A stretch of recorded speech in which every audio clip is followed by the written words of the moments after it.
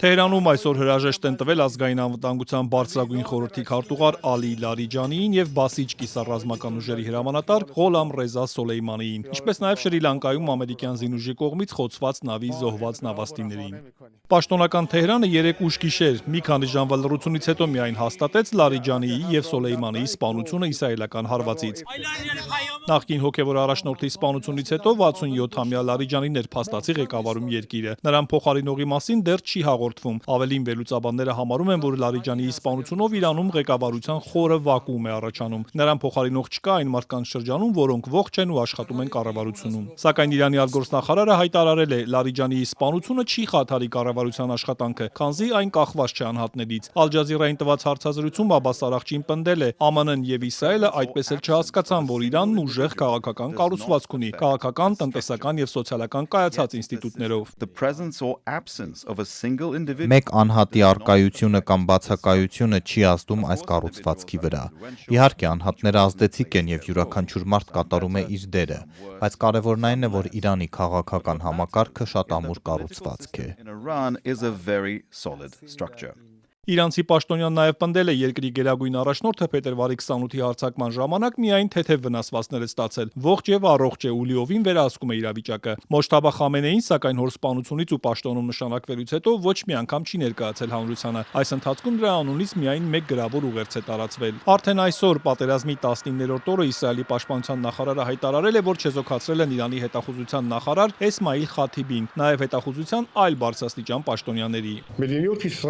Իսրայելի քաղաքականությունը հստակ է եւ միանշանակ։ Իրանում ոչ ոք անձեռնմխելի չէ, բոլորը թիրախ են։ Մենք կշարունակենք հետևել եւ որսալ նրանց բոլորին։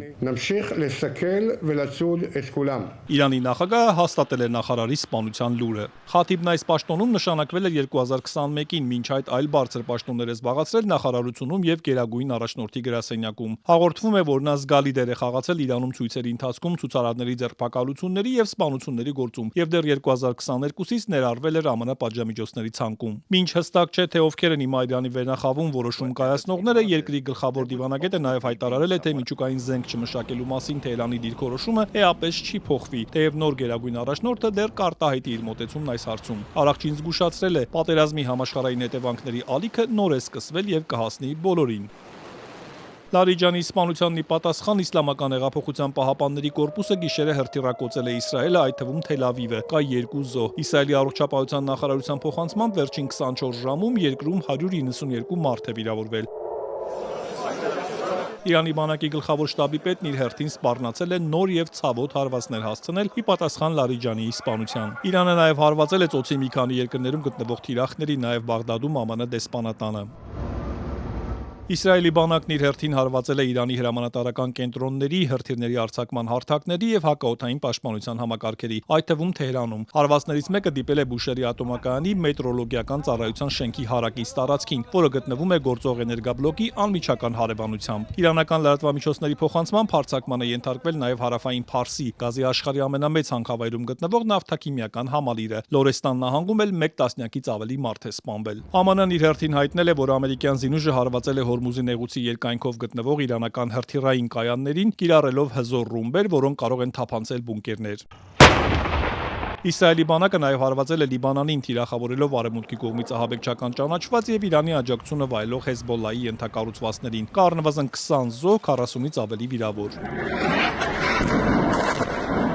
Ռազմական գործողությունների ֆոնին դեռ փակ է Հորմուզի նեղուցը, որտեղով անցնում է աշխարհում սպառվող նավթի մոտ 20%-ը։ ԱՄՆ նախագահը հայտարարել է, որ ՆԱՏՕ-ի դաշնակիցների մեծ մասը հրաժարվել է ռազմանավեր ուղարկել նեղուցում նավթատար նավերին ուղեկցելու համար։ Դոնալդ Թրամփն ասել է, որ դաշնակիցները մեջբերում են հիմար սխալ են գործում, իսկ ամերիկյան զինուժն այլևս նրանց կարիքը չունի։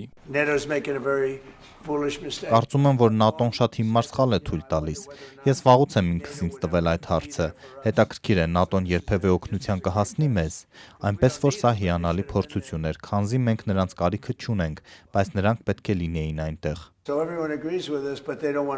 Իրանի արտգործնախարարն ասել է, որ նեղուցում նոր կանոններ կգործեն ապահովելու նավերի անվտանգ անցումը հատուկ պայմաններում, որոնք կբխեն Իրանի եւ տարածաշրջանի շահերից։ Մանրամասներ սակայն Աբբաս Արաղչին չի ներկայացրել։